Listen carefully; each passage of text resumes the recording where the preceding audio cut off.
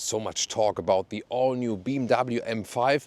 There are haters on the one side and on the other side, maybe just like the PR and marketing talk and so on. But I really want to find out the truth about the all-new BMW M5. Is it better or maybe worse than the previous generation?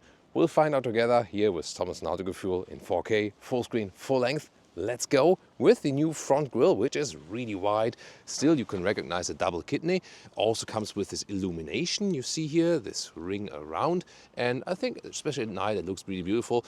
If it would need to be all high gloss black on the inside, that's maybe on another page. M5 logo here, and this color here for today is Grigio Telesto. So a rather dark gray color, but I think it looks pretty beautiful. Then always here with the black accentuations already in the lower part. This vehicle here has a wider stance than the base 5 Series and of course also wider wheel arches. Adaptive LED lamps you can see here, also nice with these blue accentuations right there, at least on the European market. And then the length here, this new generation has grown, counts for all 5 Series, 5 meters and 10 or 201 inches. And wheels usually would come with summer tires, 20-inch in the front, 21-inch in the rear, but these here are still 20-inch in the front, just with winter tires, because obviously you see it's cold now. In this case then with the winter tires we also have the 20-inch in the rear. Typical sedan style. You can also get the M5 Touring in this generation again, which is 0.1 second slower in the acceleration figure, soon more to that. But other than that, it's of course also an interesting choice to give you more flexibility. And the Touring is also available in the Northern American market, whereas the normal Touring versions are not. Then here, the sedan. In this case, we have an optional carbon fiber pack, which we also then here add this rear carbon fiber wing. It's also pretty spectacular. And wow, look at that. Really massive, these accentuations then here in the black diffuser style. And maybe I can move up with the camera like above that here, like when I look down from here, then you can see how wide it actually is. That's massive, isn't it? And real exhaust pipes then, in this case then here for the 4.4 liter V8. And of course we'll also take a sound sample. On the technology side, adaptive M suspension is standard. And there also comes a rear axle steering. However, it's limited to 1.5 degrees movement that goes in opposite direction with the rear wheels than with the front wheels. And this will help you somewhat with the agility and also with the turning circle, but won't make, let's say, the biggest difference. Let's now take a look at the engine directly, because this is, the most crucial change for this vehicle and is also causing all of this torque. So there we go. Release it 2 times. So we have, as I said here, the 4.4 liter V8 bi-turbo. There it is, also with a nice engine cover. And they decided to keep the 8-cylinder, although, especially in Europe, there are very strict emission laws meanwhile, and it's really tough for a manufacturer to still offer really large engine performance cars and still comply with these laws and not to pay like fees for that and so on. And so they said, okay, if you want to keep the V8, we have to electrify it. And therefore, this is here a plug-in hybrid with an around 19 kilowatt hour net battery. So you can drive all electric, maybe like realistic 60, 70 kilometers, like 30, 35 miles. Pure electric, top speed, pure electric is 140 kilometers an hour, by the way. The normal top speed is 250 kilometers an hour, or around 150 miles an hour. Then you can get a driver's package, M driver's package, which we also equipped right here with this vehicle. Then you can drive up to 305 kilometers an hour or 190 miles per hour. This one here does 585 horsepower from the combustion engine, and the total system output, if you combine the electric motor with it, is 727 horsepower. Then 1,000 Newton meters of torque, and the acceleration figure 3.5 seconds. And then you might say, yeah, wait a minute, 3.5 seconds. There are a lot of vehicles out there who can match that, or maybe even quicker meanwhile. So for an M5, this is not the most extreme acceleration figure there is. As I said, 3.6 then for the touring version. Yeah, but then again, for most normal car life reasons, it's still enough from the acceleration.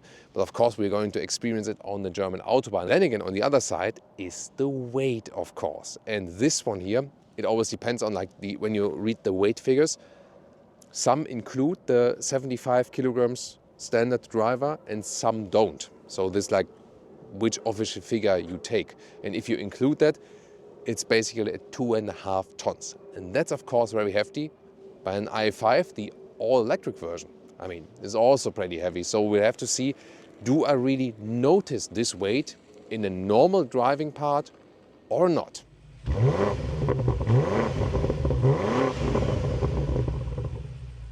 And if you look really closely, you'll also discover this 10,000 euro extra here, the carbon ceramic brakes. Then let's also take a look here at the turning indicators. They have in the front this pulsing effect, like a live heartbeat. If you recharge the battery, by the way, here it's in the front left driver's side. Then here there's just the AC charging port, and it starts with 7.4 kilowatt, the first vehicles, and then when you order a little bit later, it will be equipped with the 11 kilowatt AC charging. At this moment here, it takes about 3 hours at the Wallbox at home when you get the 11 kilowatt charging. When you order, when you see the video, you probably already get the 11 kilowatt. And then it will also be a little bit quicker, probably like, between 2 and 2.5 hours. Then let's check out the turning indicators in the rear. I think, the base silhouette is still very beautiful, by the way, in here.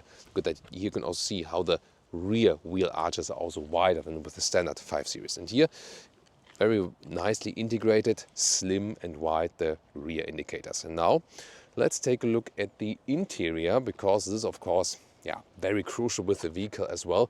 Oh, by the way, roof. This one here is the carbon fiber roof. So, I'm going to take a look above that when Leah lifts the camera. So this is the carbon fiber roof. It brings down the mass from the top of the vehicle more to the lower part than when you have, less weight on the top. So it's good for driving. The alternative would be a glass roof. It's a fixed glass roof. With the Touring, by the way, it's a little bit different. There you can get the fixed roof or the glass roof, but not the carbon fiber roof. Now to the interior with the key fob here, the M colors, and then door closing sound. Sounds okay. Rear a little bit more of low frequency. I think the front door closing sound could use a little bit more low frequency, but it's not bad. Let's take it that way. So then here covered on the top part, also here ambient lighting integration. And just here the inside door pockets, they are slim and small anyway, and this just hard. So this needs a felt covering. Been telling that BMW for a longer time now. Then, this one here gets the entry sill badge.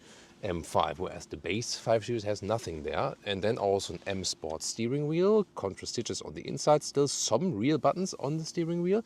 And you got the famous M buttons, M1 and M2. You can program them however you like to change the settings. Seats here in a sportier fashion with more shoulder support. However, only animal skin surfaces here, so the great materials that BMW has in series production, like the sensor fin and the Veganza, not offering on the M models. And I think that's really sad, because they have proven to be very good and very comfortable. And this is the philosophy of, hey, when you drive a sports car, you don't care about animals. And that's not true. And here the ergonomics of the seat is still quite decent, although they cage you in a little bit more. That's the thing. The normal 5 Series, you have normal sport seats, the comfort seats, there's like an optional comfort package, which I really always recommend for normal 5 Series. Then you can also get seat ventilation, for example. And this one in here, more shoulder support, especially in this case here. So in the corners, they will help you very well. However, you can't move that much, so it's definitely pro and con depending on your personal liking. But the overall driving position is nice. It has still this executive feeling. And here the cockpit, you can also see a lot of carbon fiber use you can get here. This is also a cool decor element. Then, this is what I prefer more in the 7 Series. The ambient lighting bar goes through the cockpit. And here it has this split. I'm not sure what the interior designers thought of that. Here, there, and then it continues here. So maybe not necessary. If you hit the turning indicator, by the way, here it all flashes in red from the hazard lights actually. So the hazard lights I was meaning here. Another like additional illumination as for that. Then you have this screen format here 2 times. So 1 and 2 screens formed in one unit.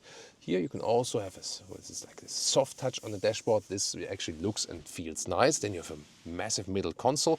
In the front you have inductive charging bed, which also has the ventilation. Just on the left side though. The right side is just for, storage, not for charging. Also nice ambient lighting here inside of the adaptive cup holders, good build quality. Then you still can control the infotainment system from below here with this M button and manual volume jog as well, start stop button in red. And then you have all the M setups here. For example, this one here for the M hybrid, and this gives you actually a quite good feedback also, though it is capacitive. And you can set up this vehicle like in a very individual way. So this M hybrid button, this would change different modes, how the drivetrain is reacting. If you want to drive all electric, hybrid mode, or dynamic mode or dynamic plus mode, really stressing the performance. Then you have an M mode button. This one is for how the assistance systems react, if it's, you know, all in, or if like lane assist and stuff in like that is drawn back. Then you have another setup button. This is then for the individual setups, like all the specific things, steering, brakes, chassis, so like suspension and so on.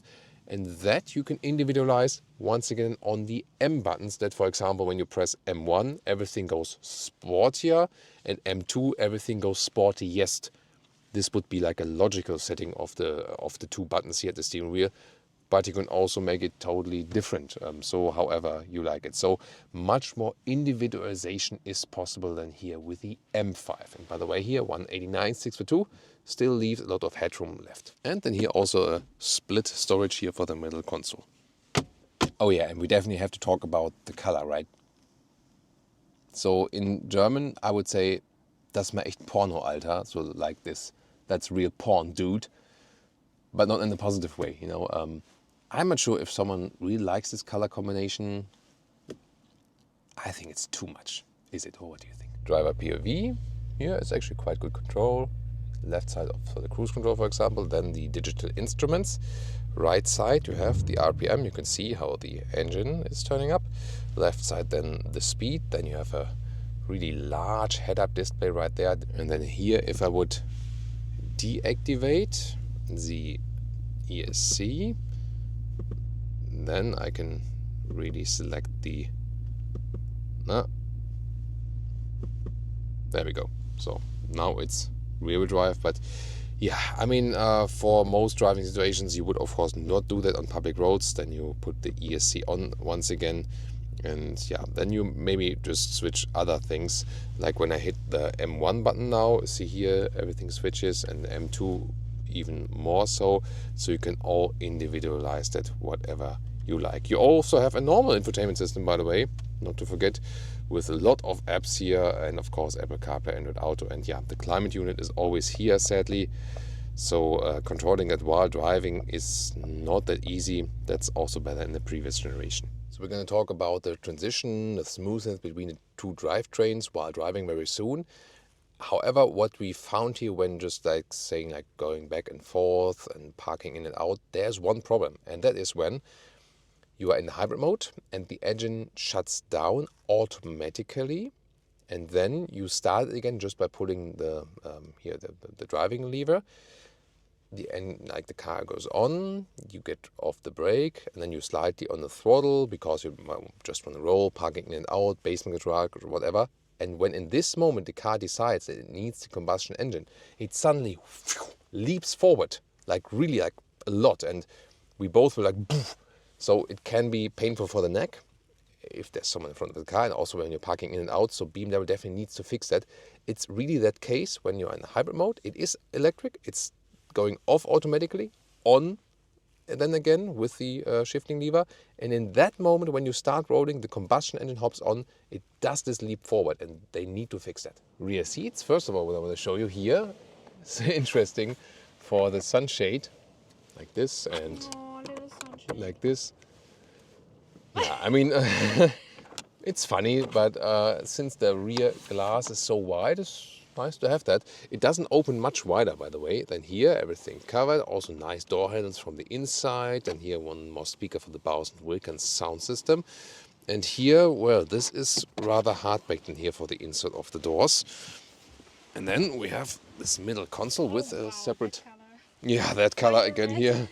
Here, look at that. Then the separate climate unit, also with seat heating, for example, 2 USB-C chargers, massive middle tunnel. And well, as for the headroom here in the sedan, nice Alcantara roofliner. So here 189 6'2", still leaves some headroom left. It's okay. Then you have here cup holders, good quality as well. And this can also be used here as a ski hatch. And the legroom, yeah, that's the thing about the 5 seats in general. You see, it works with tall adults. Also, when a tall adult is driving, these sport seats are also pretty voluminous. However, considering the length of the vehicle, of course, the usage of space should be better. Overall comfort, however, is decent here as for the ergonomics in the rear. Trunk or boot of the new 5 Series, 520 liters, i5, 590 liters, M5, 570 liters. So you still lose a little bit because of all this tech. And yeah, let's take a look here at the sedan.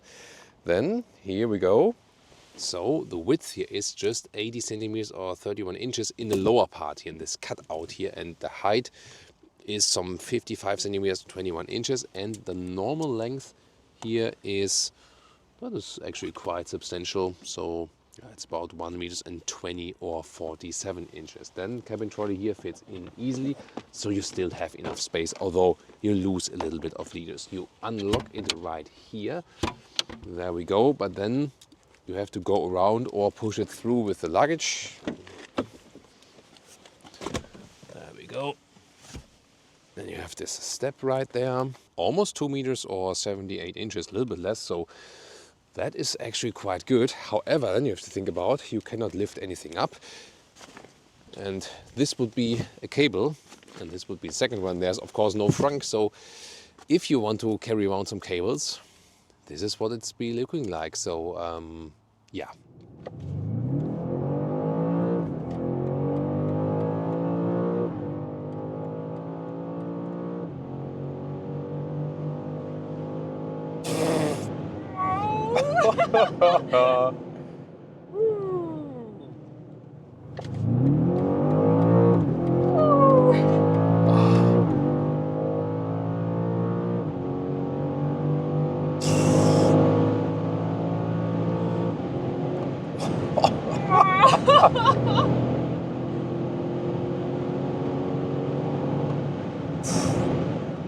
Wow, that was 214 kilometers.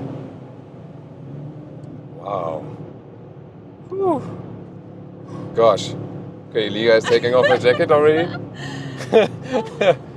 Yeah, I mean, definitely this one is still a true M5. So all the doubts and criticism and everything, you do feel that V8, no doubt about that. At the same time, also you have the additional boost, and maybe you heard it, that recently reports came out that the horsepower figure is supposed to be even a little bit, underestimated. So maybe even having some more horsepower than they actually state. Whew, this one goes forward a lot, and there is just no ending to that. So, and it has definitely like two sides.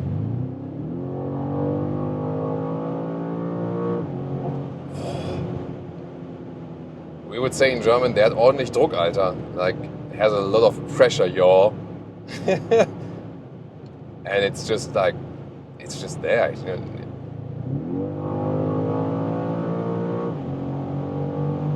Gosh. Yeah, above 200 it gets really loud. Yeah.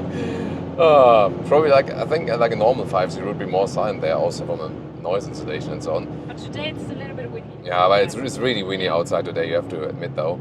The interesting thing is really that with these two powertrains, you feel that you get the electric push first, and in that time then, there's the downshifting and then the combustion engine comes. So performance-wise, this one, wow, is definitely lift-off. Yeah, it cannot really be better than the predecessor in that case, but it's still allowed to be like a V8. That was the thing, like regulatory-wise. I put some energy in the vehicle before with the wall box, and then also when you are in, you can put a special charging mode in there, basically holds the battery. So you still have a lot of power. It is true that when it's actually completely depleted, then you will have less power. But usually you have a small buffer in, and then you can do at least like 1 or 2 accelerations. But let's say you are on the racetrack and you have the battery depleted. Yeah, it is a disadvantage then. But the thing is really that you still always have the 585 horsepower from that combustion engine. So then the question is, yes, from standstill you would feel that difference, but the question is if you really feel that in everyday driving life, that's the thing. So this vehicle can really do both, and you can also go back to, here, switch off the M modes, have them here, M1, M2 set, easily to press them while driving. And then the car also already calms down. You can also set here the different modes here, like for the road assistance mode, and also here the speed goes a little bit to the left, that you cannot see that actually. And here in the normal driving mode, it's of course complicated to switch it while driving. You have to press here, then you select it in the screen and so on. You can at least use this MMI knob. I'm not sure if you want to do that all the time, but here, even in the normal mode, you have the adaptive M suspension here. It has a good setup here. Look at that. How sport is in the corner. Acceleration out. Beautiful. So nice job. It feels really so nice and sporty, super agile. Then it becomes almost light, I would say. And this was just here in the normal hybrid mode. And the funny thing is, even if we are in the pure electric modes, if you have like enough battery saved, it still shifts because it's integrated in the gearbox, and that feels kind of cool, I have to say. And to easily access the sportier driving mode, just here press M2 and that's it. Let's see if we can have free road now and go again.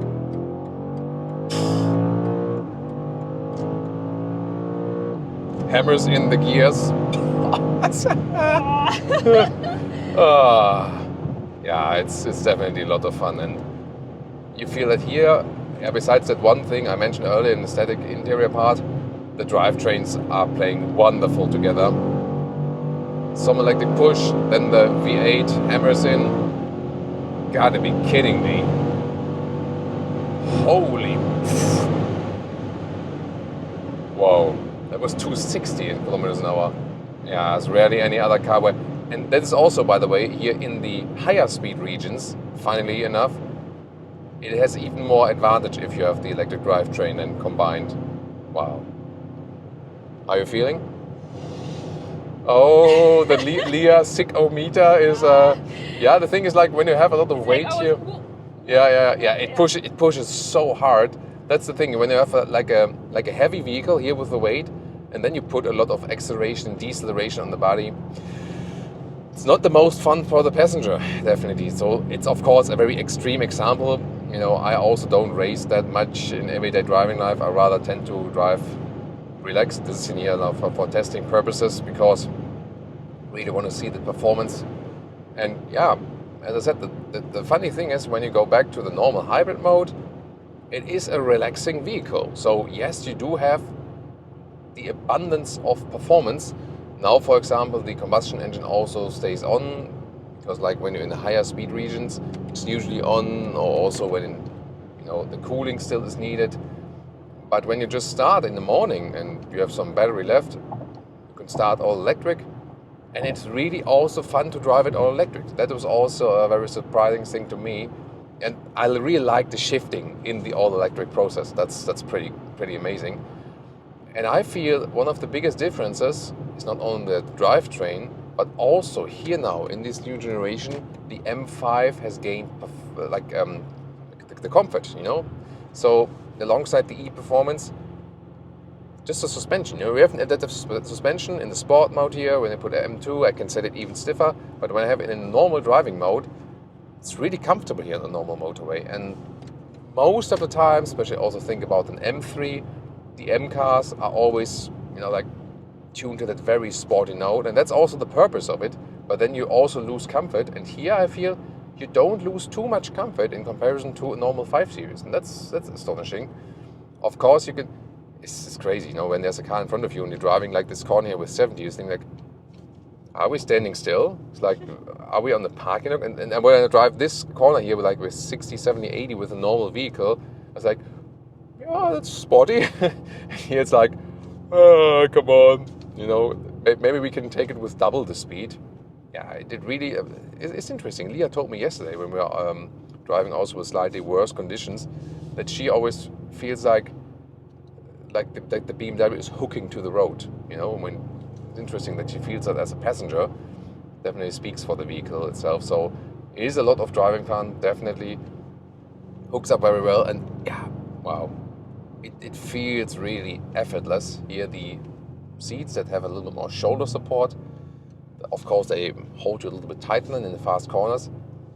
It's really funny because like when you meet other cars on the road and they are in the corners and then you just approach them and think, wait a minute, is everyone just on the parking lot or something? So you're so much quicker than everyone else on the road, also in the corners and everything, that it almost feels like you gotta take it on the racetrack. But I have to say, yes, in most driving situations you will not feel that extra weight that much. However, this car is nothing for the racetrack. I really have to say that, because it is great and they try to hide the weight as much as possible. But I also say that about the Taycan Turbo GT or Tesla Model S Plaid. So heavy vehicles are not fun on the racetrack. It just stresses your body out too much. On the racetrack, lightweight is still everything. And yeah, I gotta say though, like when we did like a lot of accelerations and braking and so on, I'm still okay as a driver, but I have to say my stomach felt better. So I think we really have to differentiate between how intensively are you using that car. Are you using some of the acceleration and you use it more as a daily driver and profit more from the comfort plus, then I think it's a good choice. So because this comfort gain here in the new generation is really, really good. It is an easy everyday driver as well. It can bite you definitely when you put it all the way down pedal to the metal, and here are in the M modes and so on, so gotta be careful, especially when it's wet. But of course, if you are a purist BMW M fan, no doubt about that, then the weight will still disappoint you, because it doesn't feel that light when you really push it. Again, in most daily driving situations, I think we really have to differentiate between that, When you are a BMW fan and want the great performance car, at the same time a lot of comfort, then a lot of, let's say, normal BMW customers will profit from that change and enjoy the comfort gains this car is giving you. When you are this purest BMW M customer and want most lightweight possible and purest feeling of a BMW finely tuned combustion engine, then it is a step back for you. Can't deny that. So I think we really have to really differentiate this conclusion here. So, and me personally, what do I say? I like purist vehicles. That's why I usually don't like plug-in hybrids that much. So I like, like high displacement combustion engine, but I also like electric vehicles, both. And so I rather tend to decide between both and split that a little bit. Here also some blop blop blop from the exhaust here when we have to wait for the other cars. Carrying the horses around the corner, literally, but it's good for them when they're driving slower. So I'm usually not the biggest fan of plug-in hybrids. However, what I really have to say, it's also enjoyable in the pure electric driving mode. And yeah, that added weight, most situations don't feel it, but still, it's there. We can't deny that. So I really have to say that the performance driving is very impressive, pretty cool. But strangely, I have enjoyed the calmer and hybrid driving experience even more with that one, and that it speaks for the comfort of the vehicle, but I think it doesn't speak for the concept of being an M vehicle. You know what I mean? So yeah, I think our truth here for today is really that there's no single black and white answer to the question, is it better or not? Really differentiate between what do you expect from the vehicle. Yeah, why not? Could try to raise that one, right? Here, for example, though, when I'm driving at moderate speeds, nice from noise insulation, it's good, silent, comfortable from the suspension, set to the comfort mode, and then at some point I don't care that much if it's driving electric or from the combustion engine. So this is a really nice and comfortable driving experience. Yeah, and as I said, this car has really two sides, because at any time you can tune that button here, then let hell fly again.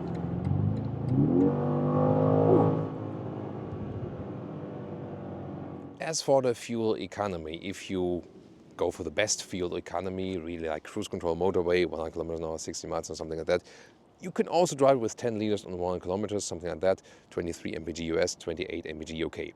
Then if you really use that performance and if you don't have a high electric charging share, then it rather goes to 14 liters on 1 kilometers or maybe like 7 mpg US or 9 mpg UK worse. That's the thing, it's still a performance car, of course. Yeah, and pricing 119,000 US dollars without VAT, base price, 144,000 euros including VAT, base price, and the vehicle as it stands here right now with all the options, 173,000 euros. Leah's just shaking her head, and yeah, in this case, she's really right. And then the big question is it better or worse than the outgoing generation? And I really have to say it's both. So you don't have a big progress in the acceleration figure and performance, at least not from standstill. It's more like, when you're in the higher speed regions.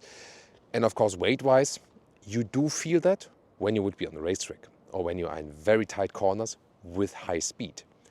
Then you do feel it, and you just, can't discuss it really because it's just physics. The weight is there.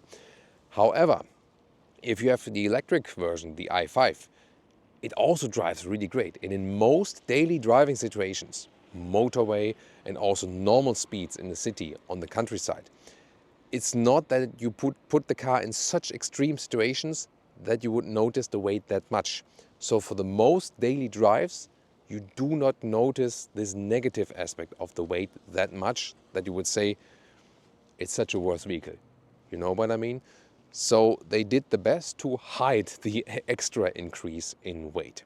Then on the plus side, definitely the comfort. This one is driving-wise, from suspension and also from the noise, riding at higher speed and so on, and also like the starting in the electric version. It's so much more comfortable than the outgoing model. So you really have to say that. If you are a purist driver and the purist BMW M fan, this one will be worse for you. However, if you are the, let's say, average BMW customer and you're not focused on purist M driving fun, this will be, definitely for most customers, a better choice now because it brings so much more comfort to your daily drive. And I can, on the one hand, I'm not the biggest fan of plug-in hybrids, honestly, so I rather prefer pure combustion or pure electric. Then you can always argue, is it the best or the worst of two worlds? Yeah, and I think bringing two drivetrains together, they're really smooth and the integration is awesome. But honestly, yeah, I'm not the biggest fan of plug-in hybrids in general. But here in this vehicle, it does work very well. You really have to admit that. And then the thought is, of course, if you are more this purist BMW M fan, if the 5 Series would then be the ideal car for you, or if you in general would be rather picking a lighter BMW M car. You know what I mean? Yeah, so many thoughts about that. But this is definitely my verdict for today. It is better for most and worse for some. That's the thing. What do you think about the all-new M5? Tell me in the comments and join us for more 5 Series reviews.